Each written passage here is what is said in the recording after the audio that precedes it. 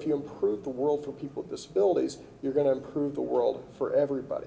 Disability advocates from across the city of Columbia have joined forces to create the Columbia Disability Advocacy Network. Provide a platform for the community as a whole to set its priorities and make the world better for people with disabilities. I would really like for the city to be known as areas of best practices when it comes to disabilities. The network is aiming to find things that need improvement and then offer solutions to those problems. Issues with housing that is accessible for people with disabilities, transportation, healthcare, even such things as having sufficient parking. We've worked very hard with our Disabilities Commission over the last few years to try to address some of the needs of that particular community.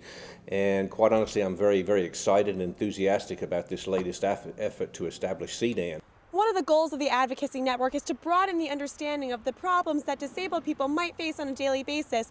For example, this week's snowfall presents just an inconvenience for most of us, but for those that have a harder time getting around on a daily basis, it could be a bigger issue. You might have parking that's very accessible, but when it snows, it's not going to be as useful for somebody with disabilities or somebody with any other sort of mobility issue. The network is also working to better the lives of those with disabilities we may not have heard of before.